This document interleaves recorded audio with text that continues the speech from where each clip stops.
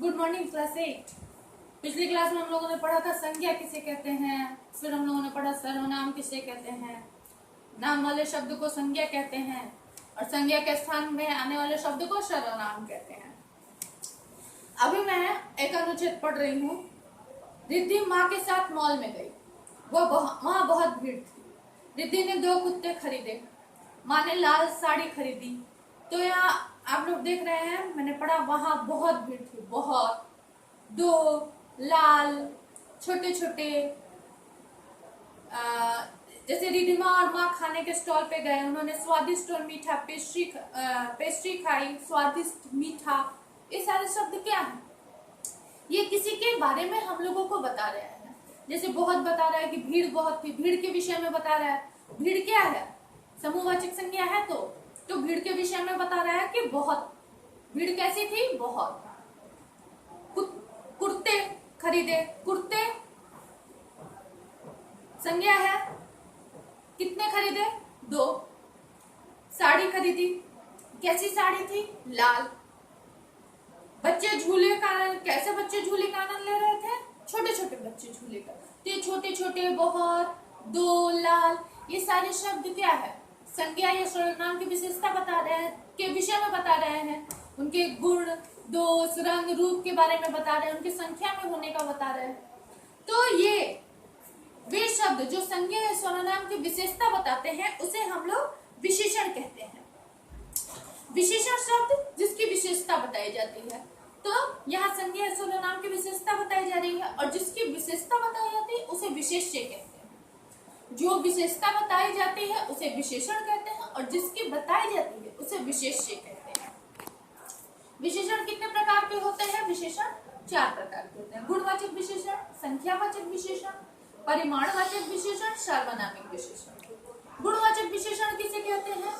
जो विशेषण शब्द किसी संज्ञा या सर्वनाम के गुण, दोष, जैसे कि नाम से है गुणवाचक विशेषण, तो वे विशेषण शब्द जो संज्ञा या सर्वनाम के गुण, दोष, रंग, दशा, स्वाद आदि के बारे में बताता है कि वो मीठा है कि कड़वा है, वो लंबा है कि नाटा है, गोरा है, काला है, छोटा है, बड़ा है, वो ये सब विषय, ये सब बताने के लिए जिन शब्दों का प्रयोग किया जाता है उसे गुणवाचक विशेषण कहते हैं। जैसे परिश्रमी विद्यार्थी सबको प्रिय होते हैं। कैसे विद्यार्थी? या विद्यार्थी की विशेषता क्या है?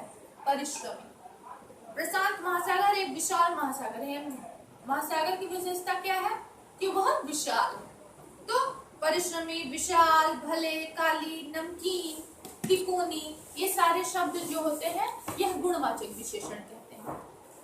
गुणवाचक विशेषण बताने वाले कुछ शब्द, गुण बताने वाले अच्छा, सच्चा, ईमानदार, किसी की तारीफ करने के लिए इन सारे शब्दों का प्रयोग किया जाता है। उस दोष बताने के लिए झूठा, बुरा, बेईमान, अहंकारी। आकार या आकृति बताने के लिए चकोर, तिकोना, हल्का, भारी, छोटा, बड़ा, गोल। रंग रूप सुंदर, हरा, गोरा, काला, लाल, पीला। अवस्था बूढ़ा, अमीर, कमजोर, बलवान। स्वभाव चतुर, समझदार। इस तरह से सारे दिए हुए हैं। दूसरे है संख्यावाचक विशेषण। संख्या मतलब क्या होता है? कि वह गिनती में कितने हैं। तो ऐसे विशेषण शब्द जो विशेष्य की संख्या के बारे में बताए, यानी कि संज्ञा या सर्वनाम की संख्या के बारे में हम लोग को बताता है, उसे संख्यावाचक विशेषण कहते हैं। जैसे 1 दर्जन केला, यहाँ केले के संख्या के बारे में बताया जा रहा है ना कि वो दर्जन में। तो संख्यावाचक विशेषण हम लोग उसे ही कहेंगे जिसकी गिनती हो सके। 2 मोर नाच रहे हैं। अच्छा, संख्यावाचक विशेषण 2 प्रकार के होते हैं। निश्चित संख्यावाचक विशेषण, अनिश्चित संख्यावाचक विशेषण। जहां निश्चित हो कितने ही हैं। जैसे शालिनी के पास कहानी की 4 पुस्तकें हैं। कितनी पुस्तकें हैं? 4। ये तय है। इसे निश्चित संख्यावाचक विशेषण कहते हैं। अनिश्चित संख्यावाचक विशेषण कैसे कहते हैं? जैसे भूकंप में सैकड़ों लोग मारे गए। कितने लोग मारे गए? पता नहीं है। सैकड़ों लोग, 100 से ज्यादा। तो ये अनिश्चित संख्यावाचक विशेषण कहलाएंगे। तीसरा, परिमाणवाचक विशेषण। संज्ञा शब्दों की माप, तौल, मात्रा आदि का बोध कराने वाले शब्दों को परिमाणवाचक विशेषण कहते हैं। परिमाण मतलब जिनको हम लोग गिन नहीं सकते हैं, जिनको तौला जाए, वजन किया जाए, वजन के हिसाब से बताएं, उसे हम लोग परिमाणवाचक विशेषण कहते हैं। जैसे 1 किलो चीनी, चीनी गिनी नहीं जा सकती। 2 लीटर दूध, दूध गिना नहीं जा सकता, उसको वजन से बताया जाएगा। पिताजी कुछ सब्जियां लाए, कितनी सब्जियां? कुछ। ये परिमाणवाचक विशेषण है। यहाँ निश्चित परिमाणवाचक विशेषण होते हैं और अनिश्चित परिमाणवाचक। जैसे संख्यावाचक विशेषण के 2 भेद, वैसे परिमाणवाचक विशेषण के 2 भेद। जहाँ तय हो कि यहाँ पर 2 लीटर दूध, तो ये निश्चित है। और पिताजी कुछ सब्जियां ले आए, कितनी सब्जियां हैं?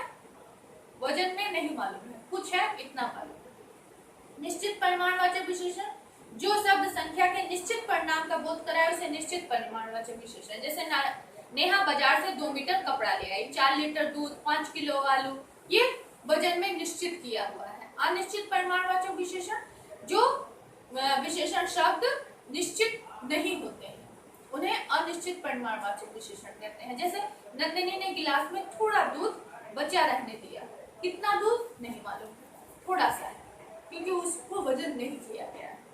भीम बहुत खाना खाता है, कितना खाना खाता है वो पता है, तो बहुत, थोड़ा, कम, ज्यादा, ये अनिश्चित परिमाणवाचक विशेषण है। चौथा, सार्वनामिक या संकेतवाचक विशेषण, अर्थात संकेत मतलब क्या होता है? इशारा करना। सार्वनामिक विशेषण अर्थात वे विशेषण शब्द जो किसी संज्ञा शब्द की जब सर्वनाम किसी संज्ञा शब्द की विशेषता बताए या विशेषण की तरह प्रयोग में लाया जाए तो उसे सर्वनामिक विशेषण कहते हैं। अर्थात जब सर्वनाम शब्द के माध्यम से हम लोग किसी संज्ञा की तरफ संकेत करते हैं तो उसे सर्वनामिक विशेषण कहते हैं। जैसे उस लड़की को यहाँ बुलाओ, लड़की क्या हुई? संज्ञा हुई, और यहाँ उसकी तरफ संकेत करने के लिए किस शब्द का प्रयोग किया गया है? उस क्या हुआ? सर्वनाम हुआ। तो सर्वनाम शब्द किसके तरफ इशारा कर रहा है? संज्ञा के तरफ, इसीलिए इसे सर्वनामिक विशेषण या संकेतवाचक विशेषण कहते हैं। सर्वनाम या सर्वनामिक विशेषण में क्या अंतर होता है? सर्वनाम संज्ञा के जगह पर प्रयोग किया जाता है और सर्वनामिक विशेषण जो होता है वो संज्ञा की तरफ संकेत करने के लिए प्रयोग किया जाता है। संज्ञा के स्थान पर नहीं, संज्ञा के तरफ संकेत करने के लिए प्रयोग में किया जाता है, वह सर्वनामिक विशेषण कहलाता है। जैसे वह खाना खा रहा है, यहाँ वह क्या हुआ? सर्वनाम। वह लड़का खाना खा रहा है, यहाँ लड़का की तरफ वह का संकेत किया गया है, यानी कि वह शब्द लड़के की तरफ इशारा कर रहा है, इसीलिए इसे सर्वनामिक विशेषण कहते हैं। परिमाणवाचक और संख्यावाचक विशेषण में क्या अंतर है? जो गिना जा सके उसे संख्यावाचक विशेषण कहते हैं, और जो गिनती में गिना ना जा सके उसे परिमाणवाचक विशेषण कहते हैं। अर्थात गणनीय वस्तु के साथ प्रयुक्त होने वाले विशेषण संख्यावाचक विशेषण कहलाते हैं, जबकि तौलने या मापने वाली वस्तु के साथ परिमाणवाचक विशेषण प्रयुक्त किए जाते हैं। जैसे दाल में नमक कम है, आज कुछ लोग खाने पे आ रहे हैं, तो जो लोग खाने पे आ रहे हैं उनको गिना जा सकता है, लेकिन नमक को गिना नहीं जा सकता, इसीलिए यह परिमाणवाचक विशेषण है और लोक संख्यावाचक विशेषण है। प्रविशेषण क्या होता है? विशेषण संज्ञा या सर्वनाम की विशेषता बताने वाले शब्द को कहते हैं, और प्रविशेषण विशेषण की विशेषता बताने वाले शब्द को कहते हैं। जैसे कुली बहुत ज्यादा पैसे मांग रहा है, या पैसे की विशेषता क्या? ज्यादा से की जा रही, और ज्यादा की विशेषता क्या है? बहुत। बहुत शब्द ज्यादा के लिए प्रयुक्त किया गया है, तो इसलिए प्रविशेषण बहुत हुआ, उसने कुछ ज्यादा ही गड़बड़ कर दी। यहाँ कुछ शब्द विशेषण के लिए प्रयुक्त किया गया है, ज्यादा के लिए, तो जो शब्द विशेषण की विशेषता बताता है उसे प्रविशेषण कहते हैं। विशेषण की तुलना और उनकी अवस्थाएं। विशेषण अक्सर विभिन्न व्यक्तियों, वस्तुओं के गुण दोष की तुलना की जाती है, वो उससे अच्छा है, वो उससे बुरा है। तुलना करने वाले विशेषण में 3 अवस्था है: मूलावस्था, उत्तरावस्था, उत्तमावस्था। मूलावस्था किसे कहते हैं? इसमें विशेषण विशेष्य की समान अवस्था बताते हैं। जैसे मैं गर्म दूध पीना पसंद करता हूँ, दूध कैसा होना चाहिए? गर्म होना चाहिए। उत्तरावस्था क्या होती है? जब 2 विशेष्यों की तुलना की जाती है तब उनमें से किसी एक को अच्छा और दूसरे को बुरा बताया जाता है, वह उत्तरावस्था होती है। जैसे गीता राधा से अधिक चालाक है, यहाँ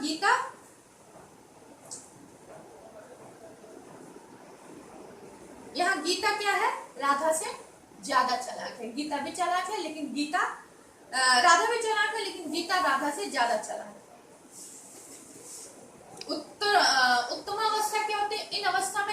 अधिक व्यक्ति या वस्तुओं की तुलना होती है। जैसे ब्रह्मपुत्र सबसे बड़ी नदी है, मैंने सबसे उत्तम, सबसे अच्छा बताया जाता है। माउंट एवरेस्ट सबसे ऊंची चोटी है, इससे ऊंची नहीं, ये उत्तमावस्था कहलाएगी। अर्थात मूलावस्था सरल, उत्तरावस्था सरलतर, उत्तमावस्था सरलतम। तो ये हम लोगों ने पढ़ा विशेषण। इसके अलावा संज्ञा में एक लगाकर, एक प्रत्यय लगाकर विशेषण बताया गया है। जैसे प्रकृति, प्राकृतिक। सर्वनाम से विशेषण शब्द बनाया गया है, यह, ऐसा। क्रिया से विशेषण शब्द बनाया गया है, अव्यय से विशेषण शब्द बनाया गया है। तो ये हम लोगों ने विशेषण पढ़ा, उसके भेद पढ़े। ये वर्कशीट मैं आप लोग को दूंगी, इसको आप लोग कॉपी में लिखिएगा, क्योंकि ये वर्कशीट शायद आप लोगों के बुक किताब में जो वर्कशीट दिया हुआ है उससे पूरी तरह से मेल नहीं खाती है। तो इस वर्कशीट को आप लोग कॉपी में लिख करके इसको सॉल्व करिएगा। बस आज के लिए इतना ही, धन्यवाद।